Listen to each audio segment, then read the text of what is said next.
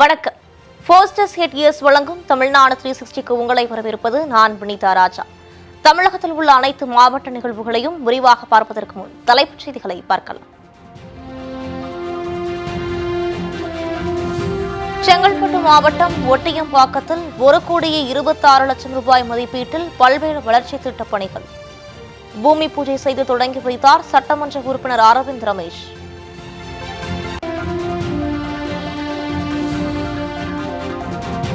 பல்லடம் நகராட்சி பள்ளி இரும்பு கேட் அருகே அமைந்துள்ள மின் மாற்றி. மழைக்காலம் என்பதால் மின்சாரம் தாக்கும் அபாயம் உள்ளதாக பெற்றோர் அச்சம்.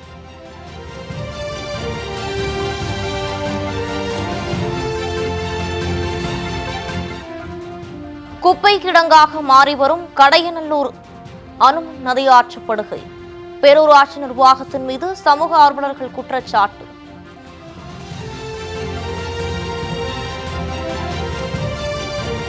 குடியாத்தம் அருகே கால்நடை மருத்துவமனையில் மருந்துகள் தட்டுப்பாடு. மழைக்காலத்தில் நோய் தொற்று பாதிப்பால் ஆடு மாடுகள் பாதிக்கப்படுவதாக விவசாயிகள் வேதனை.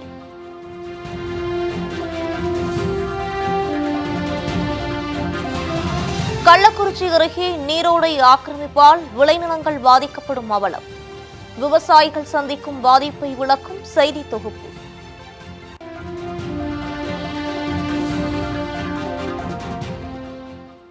இனி விரிவான செய்திகளை பார்க்கலாம்.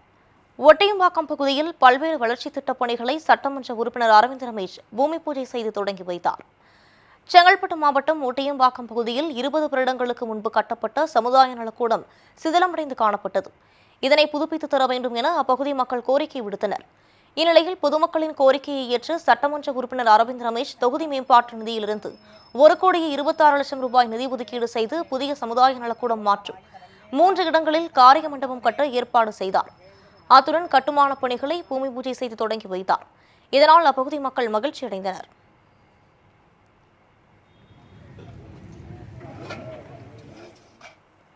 உடுமலை அருகே புதர் மண்டி கிடக்கும் பூங்காவை சீரமைத்து பயன்பாட்டிற்கு கொண்டுவர வேண்டும் என்று சமூக ஆர்வலர்கள் கோரிக்கை விடுத்துள்ளனர்.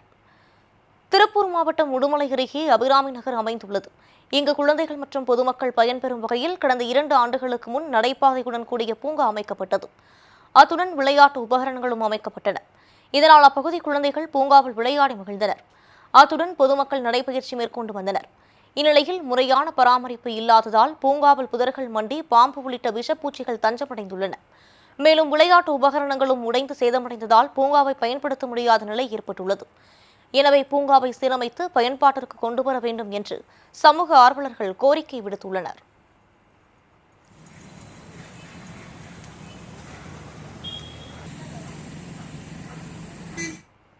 குடியாத்தம் அருகே மருந்துகள் தட்டுப்பாட்டால் கால்நடைகள் பாதிக்கப்பட்டு வருவதாக கால்நடை வளர்ப்போர் கவலை தெரிவித்துள்ளனர்.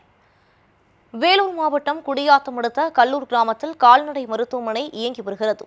இந்த மருத்துவமனையை கல்லூர், சீவூர், தட்டப்பாறை, மீனூர் உள்ளிட்ட கிராமங்களில் உள்ள கால்நடை வளர்ப்போர் பயன்படுத்தி வருகின்றனர். இந்நிலையில் சுற்றுவட்டார பகுதியில் ஆடு, மாடு உள்ளிட்ட கால்நடைகளுக்கு உனைப்பூச்சி தாக்குதலால் நோய் தொற்று ஏற்படும் பாதிக்கப்பட்டு வருகின்றன. ஆனால் கல்லூர் கிராமத்தில் கால்நடை மருத்துவமனையில் பல மருந்துகள் தட்டுப்பாடு ஏற்பட்டுள்ளதால் கால்நடைகள் மிகவும் அவதிக்குள்ளாகி வருகின்றன. எனவே போதிய மருந்துகளை இருப்பு வைத்திருக்க வேண்டும் என கால்நடை வளர்ப்போர் கோரிக்கை விடுத்துள்ளனர்.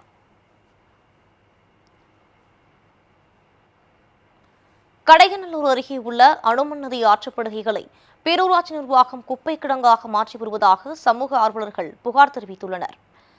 தென்காசி மாவட்டம் கடையநல்லூர் அருகே உள்ள சாம்பூர் வடகரை பகுதியில் 30,000க்கும் மேற்பட்ட மக்கள் வசித்து வருகின்றனர். இப்பகுதிகளில் சேகரிக்கப்படும் குப்பைகளை தரம் பிரித்து அகற்றுவதற்காக சுரண்டை செல்லும் சாலையில் பல கோடி ரூபாயில் திடக்கழிவு உரக்கிடங்கு அமைக்கப்பட்டுள்ளது. ஆனால் சேகரிக்கப்படும் குப்பைகளை தூய்மை பணியாளர்கள் அனுமன் நதி ஆற்றங்கரையில் கொட்டி குவித்து வருவதுடன் ஆற்றையே குப்பை கிடங்காக உருமாற்றி வருவதாக சமூக ஆர்வலர்கள் புகார் தெரிவிக்கின்றனர். மேலும் இந்த குப்பைகள் எரிக்கப்படுவதால் அப்பகுதி மக்களுக்கு மூச்சுத் திணறல் உள்ளிட்ட சுவாச கோளாறு நோய் பாதிப்புக்கு ஏற்பட்டு வருவதாக பொதுமக்கள் புகார் தெரிவிக்கின்றனர்.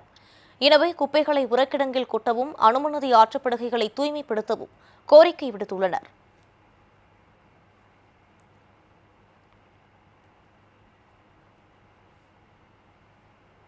பல்லடம் நகராட்சி பள்ளி இரும்பு கேட் அருகே மின்மாற்றி அமைக்கப்பட்டுள்ளதால் பள்ளி குழந்தைகளுக்கு ஆபத்து ஏற்படும் சூழல் உருவாகியுள்ளதாக பெற்றோர் அச்சம் தெரிவிக்கின்றனர்.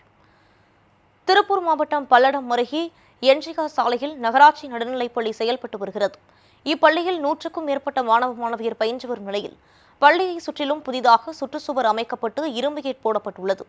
இந்நிலையில் இரும்பு கேட் அருகே மின்மாற்றி இருப்பதால் எந்த நேரத்திலும் மின்சார விபத்து ஏற்படும் நிலை உள்ளது. இதனால் பள்ளி குழந்தைகளின் பாதுகாப்பு கேள்விக்குறியாகியுள்ள நிலையில் மின்மாற்றியை வேறு இடத்திற்கு மாற்றி அமைக்க வேண்டும் என பெற்றோர் கோரிக்கை விடுத்துள்ளனர்.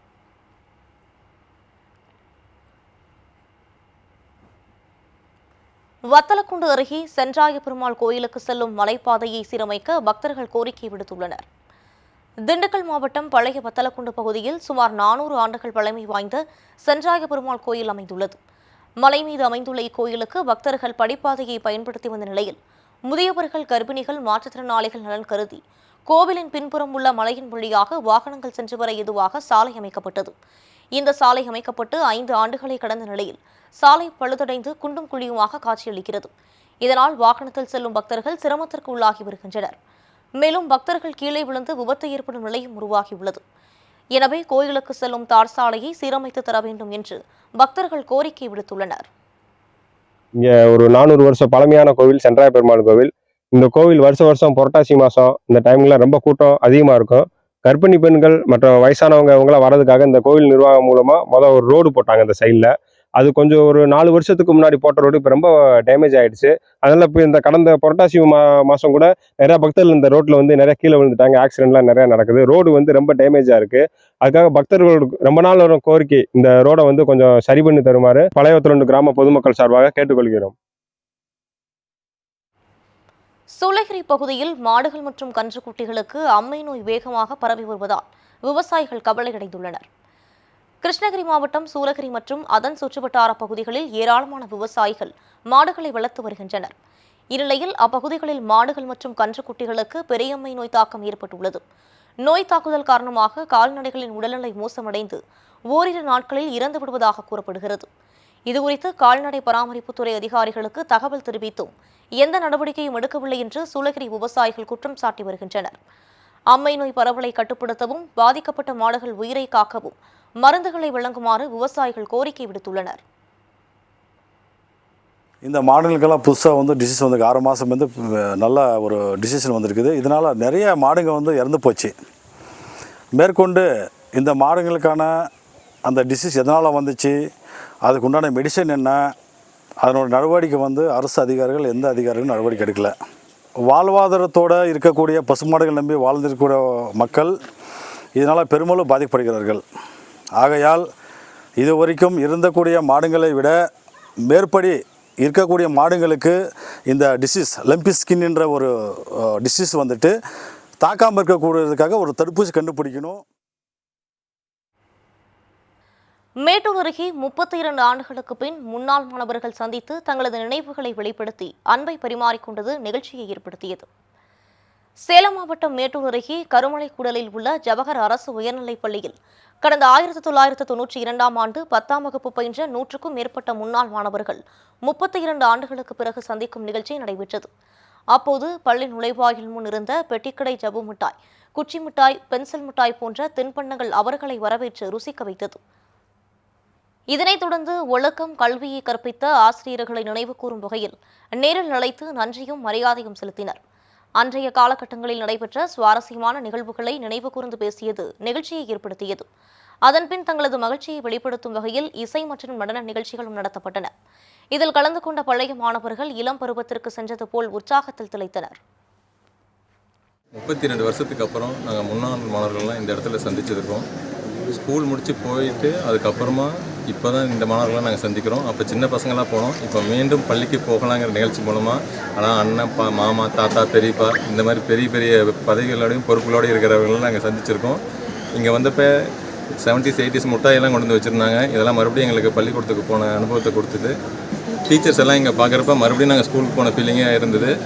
இவங்க டீச்சர்ஸ் எல்லாம் எங்களுக்கு குருவாகவும் இருந்திருக்காங்க, நல்ல நண்பர்களாகவும் இருந்திருக்காங்க. அவங்களெல்லாம் இங்கே பார்க்குறது எங்களுக்கு ஒரு ரொம்ப சந்தோஷமான நினைவுகளை மீண்டும் மீண்டும் கொடுத்துக்கிட்டே இருக்குது.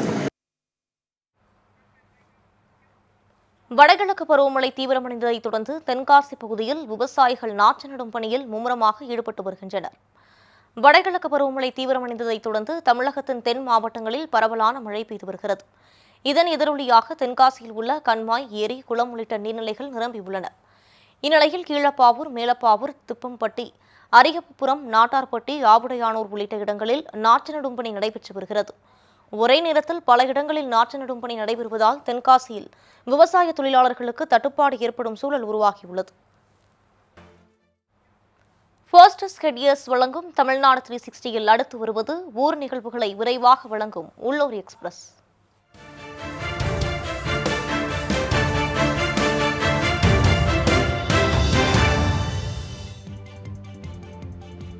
ஐம்பத்தி 7வது நூலக வார விழாவை முன்னிட்டு கிருஷ்ணகிரி மாவட்ட நூலகத்தில் பேச்சுப் போட்டி நடைபெற்றது. இதில் பள்ளி மற்றும் கல்லூரிகளைச் சேர்ந்த நூற்றுக்கணக்கான மாணவ மாணவியர் கலந்து கொண்டனர். மாணவர்களிடையே புத்தக வாசிப்பு திறனை மற்றும் பேச்சுத் திறனை மேம்படுத்தும் நோக்கில் இப்போட்டி நடத்தப்பட்டது. இதில் வெற்றி பெற்ற மாணவ மாணவிகளுக்கு சட்டமன்ற உறுப்பினர் மதியழகன் பரிசுகளை வழங்கி பாராட்டினார்.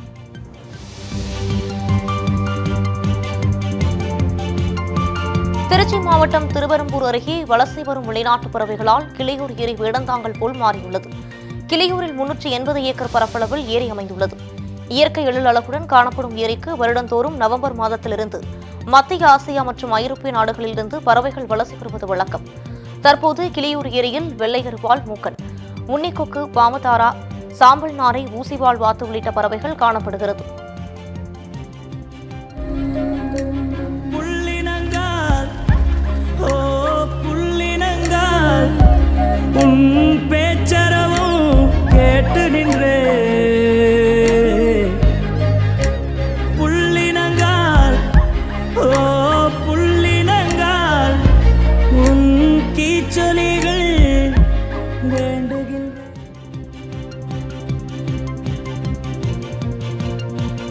காஞ்சிபுரத்தில் அமைந்துள்ள கச்சபேஸ்வரர் திருக்கோயிலில் கடைஞாயிறு உற்சவம் வெகு விமரிசையாக நடைபெற்றது.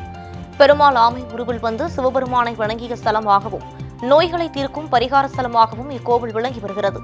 கார்த்திகை கடைஞாயிறு உற்சவத்தை முன்னிட்டு கச்சபேஸ்வரர் கோயிலில் திரளான பக்தர்கள் மாவிளக்கை தலையில் சுமந்து வந்து நேர்த்திக்கடன் செலுத்தினர்.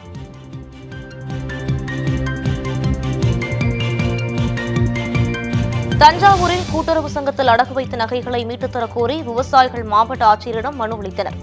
கடந்த 4 வருடங்களுக்கு முன்பு விவசாயிகள் வாங்கிய பயிர்க்கடன் மற்றும் நகைக்கடனை தமிழக அரசு தள்ளுபடி செய்தது. இந்நிலையில் தஞ்சாவூரில் விவசாயிகள் அடகு வைத்த நகைகளை திருப்பித் தராமல் தொடக்க வேளாண்மை கூட்டுறவு சங்கம் அலைக்கழித்து வருவதாக கூறப்படுகிறது. இப்பிரச்சினைக்கு தீர்வு காண வலியுறுத்தி மாவட்ட ஆட்சியர் பிரியங்கா பங்கஜத்திடம் மனு அளித்த விவசாயிகள் நடவடிக்கை எடுக்காவிட்டால் மண்சோறு சாப்பிடும் போராட்டத்தில் ஈடுபடப் போவதாக தெரிவித்தனர்.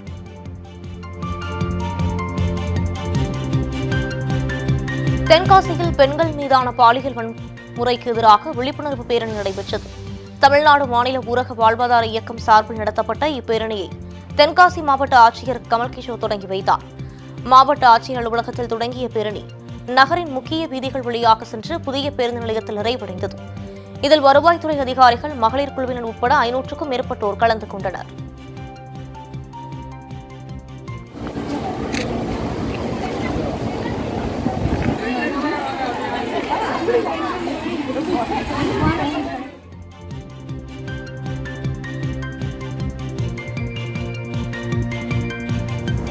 மதுரை யானைக்கல் மேம்பால சாலை சீரமைப்பு பணி கிடப்பில் போடப்பட்டுள்ளதால் வாகன ஓட்டிகள் கடும் அவதியடைந்துள்ளனர்.